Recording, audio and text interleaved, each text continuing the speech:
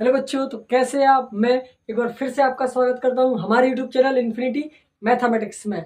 आज इस क्लास में हम पढ़ने वाले बेटा कक्षा 10वीं अध्याय 10 जिसका नाम है वृत्त, और इससे संबंधित प्रश्नावली 10.1 का आज हम अध्ययन करेंगे।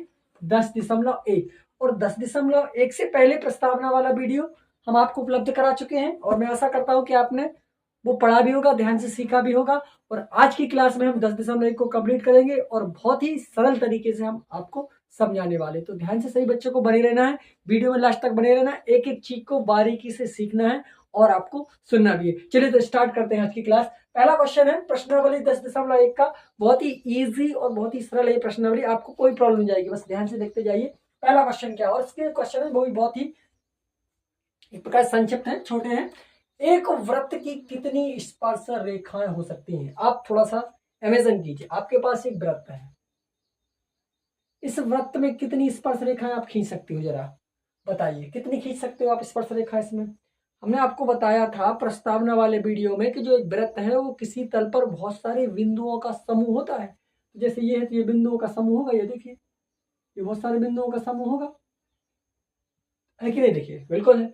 तो आप एक स्पर्श रेखा इस बिंदु से होकर जाएगी, एक स्पर्श रेखा इससे होकर जा सकती है, एक स्पर्श रेखा इससे होकर जा सकती है, एक स्पर्श रेखा इससे, एक इससे, एक इससे, एक इससे, एक इससे होकर जा सकती है, एक इससे होकर जा सकती है, इससे होकर जा सकती है, इससे होकर जा सकती है। मतलब आपके वृत्त में जितने भी बिंदु होंगे उससे उतनी ही स्पर्श रेखाएं खींची जा सकती हैं। शर्त ये होती है कि वृत्त के अंदर के बिंदु नहीं होने चाहिए, नहीं तो वो छेदक रेखा में परिवर्तित हो जाएगी। तो वृत्त के जितने जो बिंदु से मिलकर बना होगा उतनी हम स्पर्श रेखा खींच सकते हैं। तो आप वैसे काउंट तो नहीं करते, इसलिए हम यहाँ इसका आंसर क्या दे सकते हैं, आप यहाँ उसका आंसर लिख सकते हो कि अपरिमित रूप से, किससे भैया, अपरिमित रूप से अनेक अनेक स्पर्श रेखाएं खींची जा सकती है।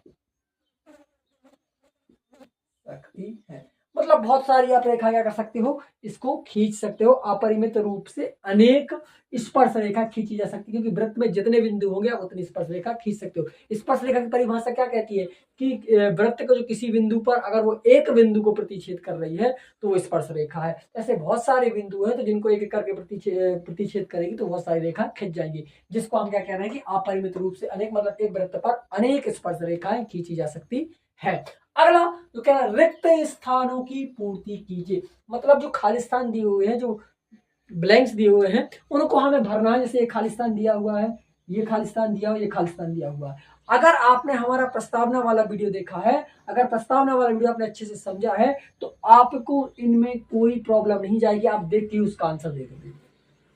क्योंकि ये सारे जो यहाँ पे मेंशन किया हुआ है ये सब कुछ मैं आपको प्रस्तावना वाले वीडियो में समझा चुका हूँ, पूरा का पूरा मैंने एक्सप्लेन कर दिया उसमें, छोटी से छोटी बात को मैंने उसमें वहां पर इन्वॉल्व किया हुआ था। जैसे पहला पूछा था कि किसी वृत्त की स्पर्श रेखा उसे खालिस्तान बिंदुओं पर प्रतिच्छेद करती है।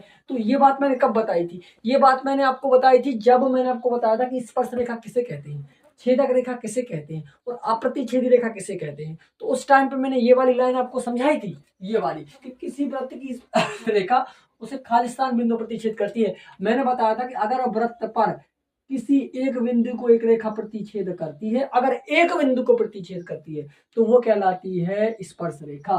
तो वृत्त की स्पर्श रेखा कितने बिंदु को करेगी भैया, वृत्त की स्पर्श रेखा एक बिंदु को प्रतिच्छेद करेगी। अगर एक बिंदु को प्रतिच्छेद कर रही तो वह स्पर्श रेखा है, अन्यथा वह छेदक रेखा होगी। ठीक है ना, एक से ज्यादा है।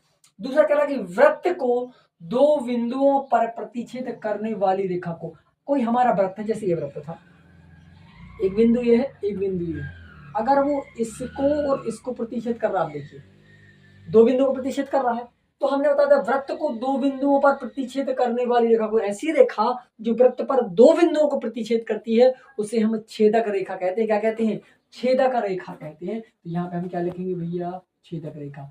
जो दो बिंदुओं पर प्रतिच्छेद करती है उसे हम छेदक रेखा कहते हैं। क्या कहते हैं, छेदक रेखा कहते हैं। इस बात को ध्यान से समझ लो आप, छेदक रेखा कहते हैं। तीसरा क्या कह रहा, ध्यान से देखिए, एक वृत्त की खालिस्तान समांतर रेखा हो सकती है। हमारे पास एक वृत्त है, ये मान लीजिए ये हमारे पास वृत्त है, इसकी आप कितनी स्पर्श रेखा खींच सकते हो, लेकिन शर्त क्या है कि वो समांतर रेखा होनी चाहिए। तो जैसे अगर हम क्या करें, यहां से एक स्पर्श रेखा लेते हैं तो इसके समांतर ये होगी, अब इसके अलावा कोई और नहीं खींच सकती। और अगर हम इन बिंदुओं पर ले लें, कौन से बिंदुओं पर, अगर हमने एक यहां से खींच दी तो दूसरी यहां से खींचेगी, और अगर हम यहां से खींचेंगे तो वो काट देंगे एक दूसरे को, है ना।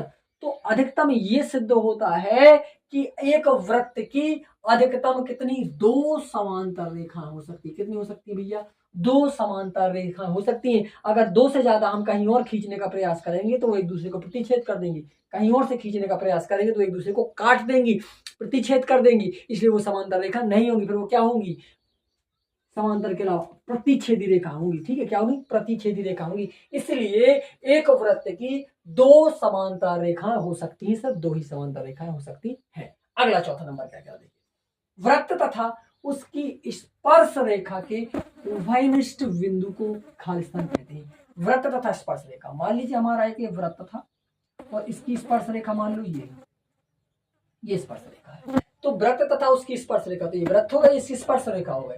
उभयनिष्ठ बिंदु को, उभयनिष्ठ मतलब ये वाला जहां पर वो टच कर रहा है, उभयनिष्ठ बिंदु को हम क्या कहेंगे, क्या कहते हैं इस उभयनिष्ठ बिंदु को हम, इस बिंदु को हम क्या कहेंगे बताइए, इस वृत्त तथा उसकी स्पर्श रेखा के उभयनिष्ठ बिंदु को, सॉरी हाँ, उभयनिष्ठ बिंदु को हम क्या कहते हैं, स्पर्श रेखा कहते हैं। क्या कहते हैं, स्पर्श रेखा कहते हैं। क्या कहते हैं भैया, स्पर्श रेखा कहते हैं। इतना क्लियर हो गया कि आप सभी को कोई कंफ्यूजन है तो आप पूछ सकते हो, क्या हो गया भैया, स्पर्श, सॉरी, है ना, क्या होगा, इस बिंदु को ध्यान समझना, रेखा बिंदु को हम क्या कहेंगे, वृत्त तथा उसकी स्पर्श रेखा के उभयनिष्ठ बिंदु को स्पर्श बिंदु कहेंगे। ठीक है, क्या कहेंगे, स्पर्श बिंदु, जहां पर वो स्पर्श कर रहा हो क्या होगा भैया, हमारा स्पर्श बिंदु कहते हैं। इस बिंदु को हम क्या कहेंगे, स्पर्श बिंदु कहेंगे। तो इसका 10.1 का पहला क्वेश्चन हो गया। ये खालिस्तान में 4 जो खालिस्तान 4 दिए हुए थे वो भी मैंने आपको अच्छे से समझा दिए हैं। ये पूरे प्रस्तावना से रिलेटेड थे, जो प्रस्तावना मैंने पढ़ाई है आपको उस प्रस्तावना से ही रिलेटेड है। एक भी ब्लैंक्स ऐसा नहीं है जो प्रस्तावना में मैंने ना समझाया हो, वो सारे उसी से रिलेटेड हो, ये भी उसी से रिलेटेड है। ठीक है, अब इसके बाद 2 क्वेश्चन और है इसमें, वो भी हम यही करने वाले हैं, इसको मैं पहले क्लीन कर दूं। ठीक है, इसका आप स्क्रीनशॉट ले लो। तो क्वेश्चन नंबर हमारा 3 है और 4 है, वो दोनों अभी हम सॉल्व कर रहे हैं। चलिए इसका स्क्रीनशॉट ले लीजिए आप, इसके बाद अगले क्वेश्चन करेंगे। चलिए बेटा, क्वेश्चन नंबर 3 है, ध्यान से देखिए, बहुत ही महत्वपूर्ण है और बहुत ही इंपॉर्टेंट क्वेश्चन है। ध्यान से देखिए कि 5 सेंटीमीटर त्रिज्या वाले एक वृत्त के बिंदु P पर स्पर्श रेखा PQ केंद्र O से जाने वाली एक रेखा से बिंदु Q पर इस प्रकार मिलती है कि O से Q बनती है दूरी 12 सेंटीमीटर और PQ की लंबाई ज्ञात कीजिए। देखिए बहुत ही सरल क्वेश्चन आपको हम समझाने वाले हैं, देखिए ध्यान से, बहुत ही इजी है। पहले तो वृत्त की बात हो रही तो पहले हम क्या कर लेते, वृत्त बना लेते जरा। मान लीजिए कि हमारा ये वृत्त था, बिल्कुल था सर, ये हमारा वृत्त है, ये हो गया इसका केंद्र। ये कह रहा है कि 5 सेंटीमीटर त्रिज्या है इसकी। हम जैसे कहीं भी ले सकते हैं वृत्त में त्रिज्या, नीचे यहाँ यहाँ या कहीं भी, जैसे हमने ये ले ली त्रिज्या, ये हमारी त्रिज्या है 5 सेंटीमीटर की। ये कह रहे हैं कि त्रिज्या एक बिंदु P पर स्पर्श रेखा, P पर स्पर्श रेखा, ध्यान से देखेंगे, यानी कह रहा है कि P पर स्पर्श रेखा, मान लो स्पर्श रेखा यहाँ से जाती होगी, ये बिंदु P अगर हम दे दें तो यहाँ से स्पर्श रेखा ये जाएगी, तो ये ऐसे करके यहाँ मिलेगी सीधी, थोड़ा सा सीधा कर लें तो ये यहाँ जाके ऐसे मिल जाएगा। ठीक है, इसको हम नाम दे देते हैं O, इसको P और इसको नाम दे दिया हमने Q। तो ये कह रहा है कि जो OQ है, O से Q की दूरी है वो 12 सेंटीमीटर है, इसको हम दे देते हैं 12 सेंटीमीटर। क्लियर, और ये दिए 5 सेंटीमीटर। ये कह रहे OQ, आप इस PQ, सॉरी इस PQ की लंबाई बताइए कि क्या होगा। इसके लिए बहुत ही ईजी है क्वेश्चन, कैसे करना है, आप सीधा भी कर सकते हो या सीधा आप यहाँ पे लिखो कि त्रिभुज, एक त्रिभुज बन रहा है, देखो OPQ, ये बन रहा है त्रिभुज, समकोण त्रिभुज बन रहा है, तो आप यहाँ लिखोगे कि समकोण त्रिभुज, सीधा इसमें आपको ये लिखना, कुछ नहीं करना है। समकोण त्रिभुज किस किस में भैया, POQ में या QPO में, ठीक है, कुछ भी लिख सकते हो, POQ में समकोण त्रिभुज जो बराबर है POQ में। आप इसमें देखेंगे कि आप यहाँ पाइथागोरस की प्रमेय लगा देंगे तो ये वाली साइड आ जाएगी, तो लिखोगे पाइथागोरस PQ में पाइथागोरस प्रमेय से, आप यहाँ लिखोगे पाइथागोरस की प्रमेय से। अब पाइथागोरस की प्रमेय क्या कहती है, पाइथागोरस की प्रमेय कहती है सर कि कर्ण का वर्ग बराबर होता है आधार का वर्ग, ये आप पिछली कक्षाओं में भी पढ़ चुके हैं। ठीक है, और इसमें भी त्रिकोणमिति में ये पढ़ा होगा, आपने नहीं पढ़ा है तो त्रिकोणमिति वाला वीडियो जाके देखिए, वहां समझ में आएगा आपको। कर्ण का वर्ग बराबर आधार का वर्ग धन लंब का वर्ग, आप यहाँ चाहो तो आधार लंब को बदल भी सकते हैं, यहाँ लंब लिख सकते हैं, आधार लिख सकते हो, कोई फर्क नहीं पड़ेगा। मतलब पाइथागोरस ने कहा था कि अगर आपके पास कोई समकोण त्रिभुज है तो उसकी दो भुजाओं का वर्ग अन्य तीसरी भुजा के वर्ग के बराबर होता, अन्य दो भुजाओं के वर्गों का योग उस तीसरी भुजा के वर्ग के बराबर होता है, वही लगा। तो कर्ण आप यहाँ देखोगे कि पी क्यू है, तो यहाँ पे फिल करोगे आप पी क्यू का वर्ग, आधार क्या है ओ क्यू, यहाँ लिखोगे आप ओ क्यू का वर्ग प्लस लंब क्या है ओपी, यहाँ पे फिलअप करोगे ओपी। क्लियर। अब आप इसके बाद देखोगे कि पी क्यू की वैल्यू आखिर है क्या, हमें निकालना सर पी क्यू की वैल्यू, तो हम यहाँ कुछ नहीं करेंगे पी क्यू की वैल्यू। अब क्या है हमारा ओ क्यू क्या दिया, ओ से क्यू दिया हुआ 12, तो यहाँ 12 का स्क्वायर लगाओगे आप, और ओपी ओसीपी दिया है सर 5, तो यहाँ पे लिखोगे आप 5। ठीक है। अब हम सॉल्व करेंगे तो ये हो जाएगा पी क्यू, स्क्वायर हटा देंगे इसका, ठीक है, स्क्वायर हटाएंगे तो अंदर रूट लग जाएगा, 12 का स्क्वायर 144 और इसका स्क्वायर हो जाएगा 25। क्लियर, 25 हो जाएगा। शायद कुछ मिस्टेक हो रही क्या हमारे यहाँ से। ठीक है, ये हो जाएगा हमारा 25, दोनों को ऐड करेंगे तो पी क्यू इजिकल्स टू क्या आ जाएगा 169 हो जाएगा, 5 4 9 4 2 6 8, तो ये पी क्यू इजिकल्स टू कितना आ जाएगा 13 सेंटीमीटर आ जाएगा हमारा, कितना आ जाएगा 13। इसमें ऑप्शन है क्या, बी नंबर आ रहा ऑप्शन, ठीक है 13, बी नंबर ऑप्शन है 13। इसमें आंसर क्या दिया हुआ है, कुछ हम गलत तो नहीं कर रहे हैं क्या, ठीक है 13 का इसमें डी दिया हुआ है, 19 आ रहा है, तो अपन ने क्या प्रॉब्लम कर दी, कुछ मिस्टेक कर दी क्या इसमें, हमने गलती कर दिया कुछ, कर्ण का वर्ग, आधार का वर्ग, लंब का वर्ग, ठीक है। फिर क्या किया हमने, कुछ वैल्यू यहाँ पे कुछ डिस्टर्ब किए क्या, देखिए ध्यान से आप, कुछ गड़बड़ कर दिया क्या हमने, तो 13 आ रहा और हमने कुछ गलत कर दिया क्या, क्या गलत कर दिया हमने, इसको थोड़ा अलग तरीके से बनाना पड़ेगा क्या। ये कह रहे हैं कि 5 सेंटीमीटर त्रिज्या वाले एक वृत्त के बिंदु P पर स्पर्श रेखा PQ केंद्र O से जाने वाली एक रेखा बिंदु Q पर, एक रेखा बिंदु Q पर इस प्रकार मिलती है कि OQ बराबर 12 सेंटीमीटर है, तो आधार का वर्ग तो 12 रखा हुआ है हमने, और PQ की लंबाई होगी, कुछ गड़बड़ कर दिया है क्या हमने, अगर हम इसको ऐसा ना लें चेंज कर दे तो कैसे होगा बताइए, हाइपोटेन्यूज 12 बन जाएगा, फिर थोड़ा सा मिस्टेक लग रहा है मैं, ठीक है इसको दोबारा से करते हैं, कुछ प्रॉब्लम कर दी हमने, चलिए दोबारा से लेते हैं इसको। चलिए ये हमारा वृत्त है, ये वृत्त है, ये इसका केंद्र है, ठीक है। अब हम थोड़ा सा चेंज कर रहे हैं इसको, ठीक है, ये ले रहे हैं हम क्या, ये हमने इसकी त्रिज्या ले ली यहाँ, और ये होगी इसकी स्पर्श बिंदु, ठीक है, ये स्पर्श बिंदु हो जाएगा, इसको हम नाम दे देंगे, इसको जैसे हमने दे दिया O, इसको दे दिया हमने P, ठीक है P।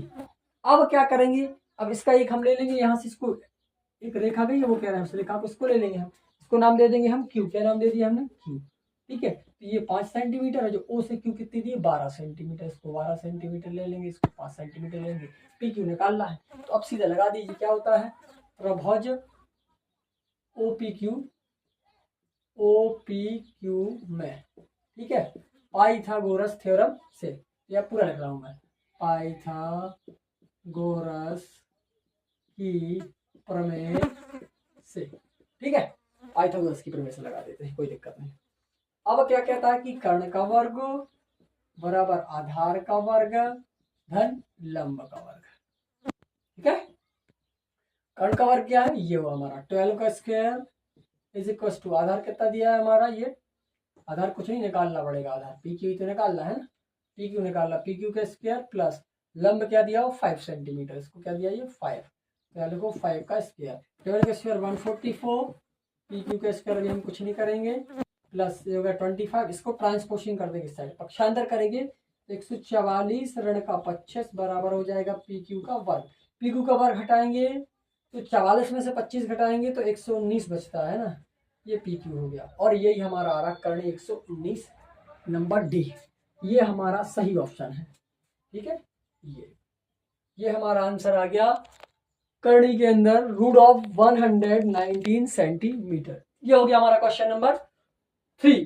अब क्वेश्चन नंबर 4 है, वो भी इजी, मैं यही समझा दे रहा हूँ आपको, बहुत इजी है। देखिए क्वेश्चन नंबर 4 बहुत ही इजी है, मैं उसको यहाँ कर दे रहा हूँ, आपको दिख रहा है ना, क्लियर, सब कुछ दिख रहा है ना। चलिए 4 नंबर क्वेश्चन इसको भी कर देते हैं अभी, चलो दिख रहा है, ठीक है।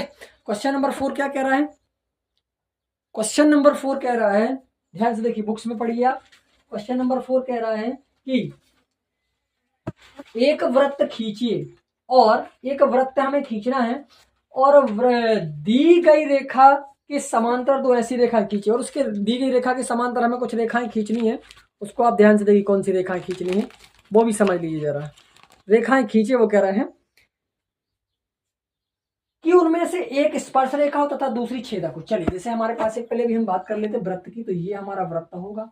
एक कह रहे कि पहले एक रेखा, इस दी गई रेखा को तो हमें मानना पड़ेगा, जैसे हम मान लेते हैं यहाँ पर कि हमारी दी गई रेखा ये है। देखिए बेटा, ये हमारी दी गई रेखा है, दिख रहा है आपको, ये हमारी दी गई रेखा। देखिए क्वेश्चन नंबर 4 बता रहे हैं हम, ये दी गई रेखा है। वो कह रहे दी गई रेखा की समांतर दो रेखाएं खींचिए, और उनमें से एक स्पर्श हो और दूसरी छेदक हो। तो भैया हम मान लेते हैं कि ये स्पर्श रेखा है,